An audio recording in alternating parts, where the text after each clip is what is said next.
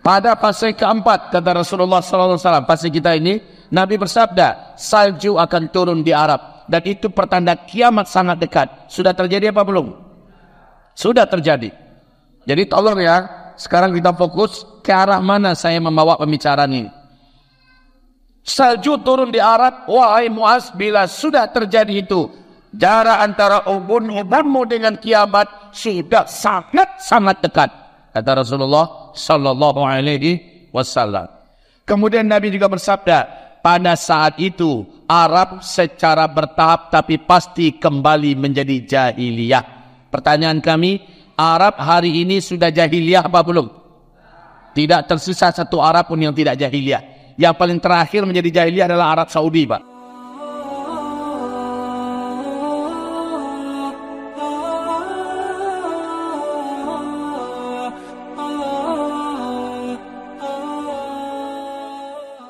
Di fase keempat ini, Nabi menceritakan dari hadis-hadis nubuatan akhir zaman, kejadian-kejadian yang pasti terjadi. Sebagiannya sudah terjadi, sebagian yang lain sedang terjadi, dan sebagian lain akan terjadi dalam waktu dekat. Kaum muslimin, apa yang sudah terjadi di fase keempat? 1. Perang Dunia Pertama sudah terjadi tepat di tahun yang diceritakan Nabi. Kedua, Perang Dunia Kedua juga tepat di tahun yang diceritakan Nabi. Bahkan siapa aktornya, siapa lakonnya, siapa pemenangnya, Nabi menceritakan. Lalu Nabi juga menceritakan tentang Perang Dunia Ketiga yang sepertinya dekat di depan hidung kita lagi, Bapak Ibu. Nah, juga Nabi bercerita pada masa keempat ini Arab akan menjadi kaya raya saat itu, kata Rasulullah, dan Arab akan sangat berkuasa. Mereka saling berlomba-lomba membangun gedung-gedung tinggi pencakar langit. Ini sudah terjadi apa belum? Sudah ya, sekaranglah masanya. Dulu Arab pernah kaya, Pak, tapi tak sempat membangun gedung-gedung tinggi pencakar langit. Kayanya Arab ini gila-gilaan. Oke. Setelah itu Rasulullah bersabda, pada masa itu fase keempat ini, Sungai Efrat yang mengaliri Irak mengering. Bila itu sudah terjadi, bersiap-siaplah menuju Perang Dunia Ketiga. Sungai Efrat sudah mengering di Irak apa belum? Buka Google ya, buka YouTube, buka informasi dunia bahwa sejak 2013 sampai hari ini Sungai Efrat yang mengaliri Irak sudah tidak berair satu tetes pun. Pada fase keempat, kata Rasulullah SAW, fase kita ini, Nabi bersabda, salju akan turun di Arab. Dan itu pertanda kiamat sangat dekat. Sudah terjadi apa belum? Sudah terjadi. Jadi tolong ya, sekarang kita fokus ke arah mana saya membawa pembicaraan ini. Salju turun di Arab, wahai Muaz, bila sudah terjadi itu, jarak antara ubun-ubunmu dengan kiamat sudah sangat-sangat dekat. Kata Rasulullah sallallahu alaihi wasallam. Kemudian Nabi juga bersabda, pada saat itu Arab secara bertahap tapi pasti kembali menjadi jahiliyah. Pertanyaan kami, Arab hari ini sudah jahiliyah apa belum? Tidak tersisa satu Arab pun yang tidak jahiliyah. Yang paling terakhir menjadi jahiliyah adalah Arab Saudi, Pak. Sebelumnya masih menjalankan syariat Islam. Tapi sejak 2017, sejak Muhammad bin Salman berhasil mengkudeta Muhammad bin Nayef, sejak itu Muhammad bin Salman menghapuskan syariat Islam dan menolak semua hadis-hadis sahih, lalu memastikan di depan televisi bahwa seluruh Arab tahun 2025 akan menjadi Eropa baru. Maknanya adalah semua jenis dosa dan maksiat yang bisa didapatkan di Eropa tersedia di Arab. Jadi kalian kalau mau buat apa, mau menghabiskan uang, gak usah ke Eropa lagi. Di Arab sudah tersedia semua. Ini diumumkannya di depan televisi. Dan hari ini sudah dibuat oleh Arab, Pak. Apalagi Arab Saudi. Gila-gilaan hari ini Arab Saudi melakukan percepatan kejahiliaan. Di Uni Emirat Arab, patung sudah mulai kembali diadakan dan disembah. Lihat, ada hadisnya Nabi berkata, Arab nanti di akhir zaman menjelang kiamat akan kembali menyembah patung. Hari ini sudah terjadi, Pak. Baru-baru ini sudah diresmikan sebuah rumah ibadah yang di dalamnya ada patung-patung, ada orang Arab menyembah di dalamnya. Sudah kembali jahiliyah. Oke, lanjut. Rasul berkata, dan pada saat itu kata Rasulullah sallallahu alaihi wasallam, pada saat itu kata Rasulullah sallallahu alaihi wasallam, akan muncul sebuah pemerintahan yang dirahmati oleh Allah. Nama pemerintahan itu adalah Emirat Islamiyah. Masya Allah. Apa nama pemerintahannya? Pada masa itu kata Nabi. Masa kapan itu? Masa kita ini. Apa itu Emirat Islamiyah? Sebuah wilayah yang sekelas satu negara meresmikan menjalankan syariat Islam secara total 100%. Dan dia berdiri di atas kemuliaan karena mengalahkan seluruh kekuatan-kekuatan jahat yang ada di muka bumi. Kekuatan itu akhirnya mendirikan negara yang bernama Emirat Islamiyah, dipenuhi oleh rahmat Allah, kata Rasulullah. Hadis sahih riwayat At-Tabrani. Masya Allah, kalau Bapak Ibu membaca kajian hadis ini, merinding bulu remang kita. Kenapa kok Nabi tahu persisnya yang akan terjadi? Pertanyaan kami, Emirat Islamiyah manakah hari ini yang sudah terwujud? Tolong jawab. Bisa Bapak Ibu menjawab, di manakah Emirat Islamiyah yang menjalankan Islam secara totalitas? Tidak ada negara manapun dan negeri manapun, kekuatan apapun yang berani mengotak-atiknya, yang berani mengganggunya. Bisa Bapak Ibu jawab? Ada yang bisa jawab? Emirat Islamiyah yang mana? Emirat Islamiyah Afghanistan. Afghanistan. Tanggal berapa Emirat ini diumumkan? Setelah berhasil mengusir secara hina seluruh kekuatan Amerika dan Eropa yang bercokol lebih 20 tahun di sana. Yaitu tanggal 16 Agustus 2021. Sejak itu seluruh kekuatan Amerika, seluruh militer NATO, seluruh kekuatan Eropa disuruh keluar dalam keadaan hina. Mereka hanya boleh membawa ransel saja. Baju seragam pulang. Semua perlengkapan tempur yang ada harus ditinggalkan menjadi ghanimah perang. Dan sejak hari itu sampai saat ini, Emirat Islamiyah Afghanistan berkibar dengan begitu gagah dan wibawa, Pak. Tak ada satupun negeri dan negara di muka bumi yang berani macam-macam. Dua superpower saja keok dan takluk olehnya, apalagi hanya sekelas Cina, hanya sekelas Rusia. Tak berani, Pak. Rusia tak berani macam-macam. Cina tak berani, India tak berani untuk berhadapan dengan Afghanistan. Bapak Ibu, saya harus memberitakan berita-berita gembira ini, karena selama ini kita selalu dapat berita menyedihkan ya. Mau saya berikan berita gembira? Berita terkini tentang Afghanistan. Hanya 2,5 tahun Emirat Islamiyah berdiri menjalankan syariat Islam secara total. Yang terjadi adalah satu, angka kriminalitas gangster-gangster bersenjata, kaum teroris, ya, seluruhnya terjun payung. Ya, hampir-hampir boleh dikatakan tidak lagi ditemukan kejahatan di Afghanistan. Tingkat keamanan betul-betul melonjak dengan tajam. Allahu Akbar. Hanya dalam 2,5 tahun ya, di mana seluruh rakyat ketika itu bebas bersenjata. Tapi pada hari ini seluruhnya terkondisikan, terkendalikan. Kedua, ini berita besar kedua. Afghanistan resmi mengumumkan bahwa mereka sudah berhasil melunasi seluruh hutang-hutang luar negeri. Hari ini satu-satunya negara di muka bumi yang tak punya hutang luar negeri adalah Afghanistan. Allahu Akbar. Hanya 2,5 tahun menjalankan syariat Islam, hutang lunas. Masya Allah. 3. Semua diskotik-diskotik, tempat-tempat pelacuran, tempat-tempat maksiat, kebun-kebun ganja, ya, semua apa saja yang diharamkan oleh Allah padam secara signifikan. Lebih dari 86% tempat-tempat maksiat sudah tidak ada, dan jutaan hektar ganja lenyap digantikan dengan sayur-sayuran, buah-buahan, Masya Allah ya. Padahal Afghanistan 50% mensuplai semua kebutuhan barang-barang haram di dunia, Pak. Semasa Amerika dulu masih menguasai ini.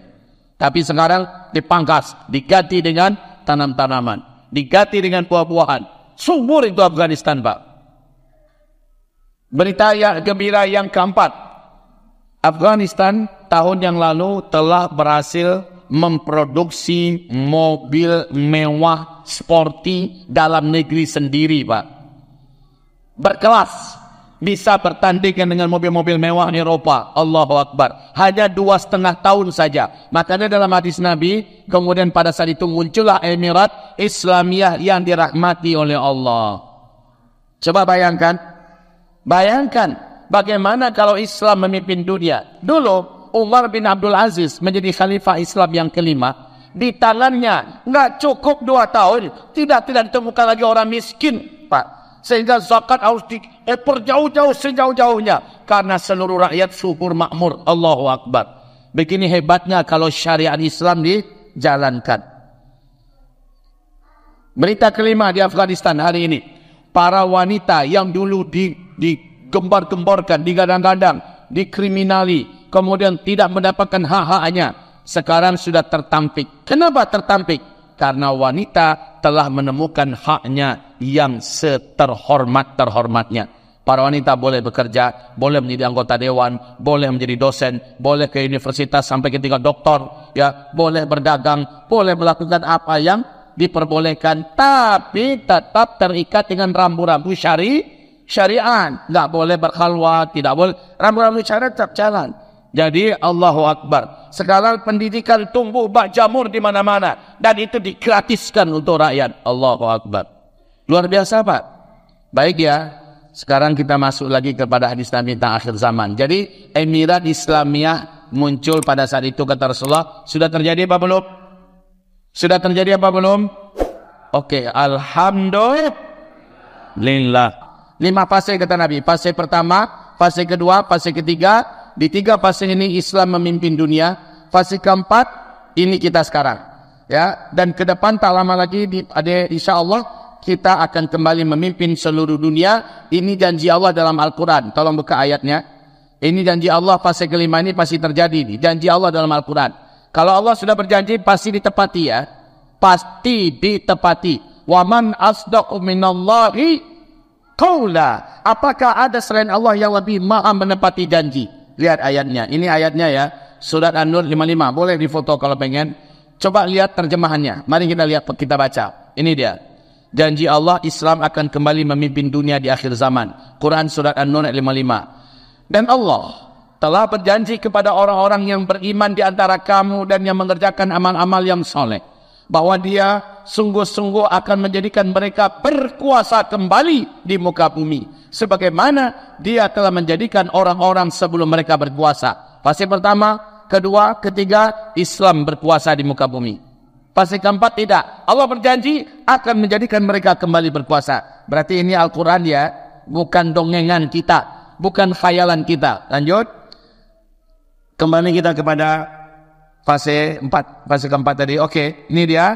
Kita akan memimpin seluruh dunia. Di mana pusat kepemimpinan ini nanti? Di mana pusatnya? Palestina.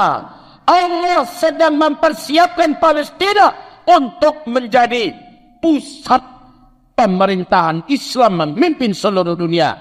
Pada hari ini kaum muslimin, kami bersaksi. Saya banyak punya sahabat orang-orang Gaza, Palestina. Saya tiap tahun berangkat ke Palestina, Pak, 2 kali sampai 3 kali. Alhamdulillah. Saya lihat dari dekat, orang Palestina itu jenius, cerdas, pintar, soleh, beriman. Itu orang Palestina.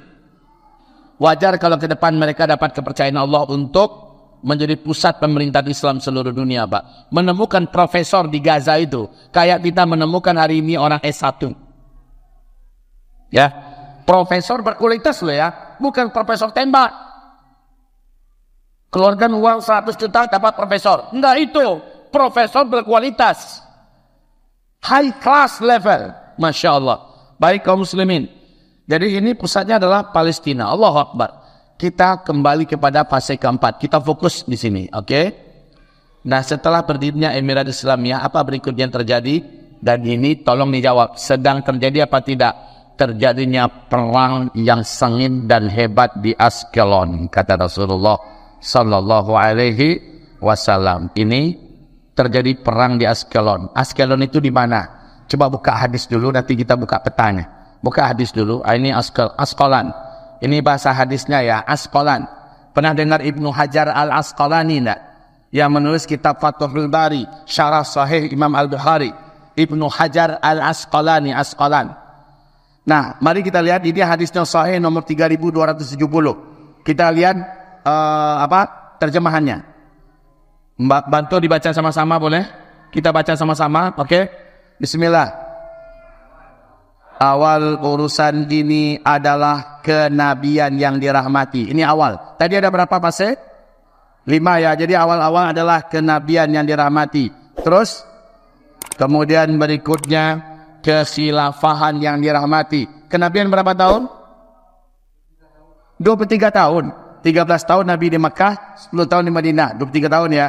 Kekhalifahan berapa tahun? 30 tahun yang dirahmati. Kemudian berikutnya kerajaan yang dirahmati. Berapa tahun? Ini yang paling lama tadi. 1270 tahun. Nah, setelah itu kan tak ada lagi Islam memimpin. Islam terinjak-injak, fase keempat. Tapi hebatnya Nabi berkata, kemudian berikutnya imarat yang dirahmati. Imarat.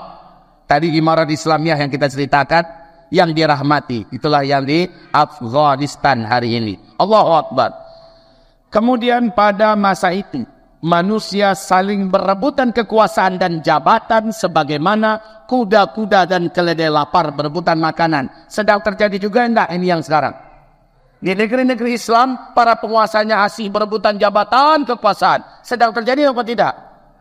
Di Sudan perang perebutan jabatan kekuasaan. Di Suriah perang, ya, di Libya perang. Coba sebut negeri-negeri Islam rata-rata sedang perang perebutan jabatan kekuasaan. Di negeri Konoha juga sedang berebutan kekuasaan ya. Sedang berlanjut. Ya, sedang berlanjut ya. Oke.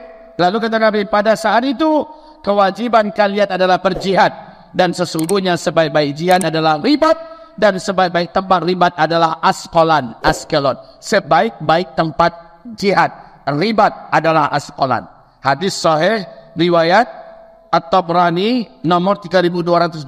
Oke? Tanggal 7 Oktober kemarin 2023 yang diserang oleh para mujahidin dari darat, dari udara, dan dari laut adalah Askelon. Ngamuk-ngamuklah Benyamin setan Yahud. Dan beliau bersumpah akan melakukan serangan darat, di mana dalam 7 hari saja akan lenyap semua kekuatan perlawanan yang ada di jalur Gaza. Katanya. Udah berjalan berapa bulan sekarang? Udah 7,5 bulan. Justru yang dinyatakan oleh dunia dan para pakar militer dunia, Israel kayak takbir. Takbir. Takbir. Umat Islam kalau sudah angkat senjata, Allah pasti menangkan. Lihat di Afghanistan, 2 superpower dunia hanya dilawan oleh pasukan santri, Pak. Yang pulang dari Pakistan, pulang dari India, pulang dari Arab Saudi, dari Mesir, pulang gabung mereka. Lalu mereka awalnya menegakkan amar bil ma'ruf nahi anil munkar. Kemudian karena banyak kejahatan mereka harus mempersenjatai diri. Pada akhirnya singkatnya melawan Uni Soviet. Hancur berkeping Uni Soviet. Lalu melawan Amerika dan seluruh NATO. Akhirnya Amerika dan NATO pun kalah. Dan mereka berdiri dengan terhormat hari ini. Tak lama lagi Palestina mengalami hal yang sama. Insya Allah Ta'ala kemenangan tidak akan bisa dielakkan.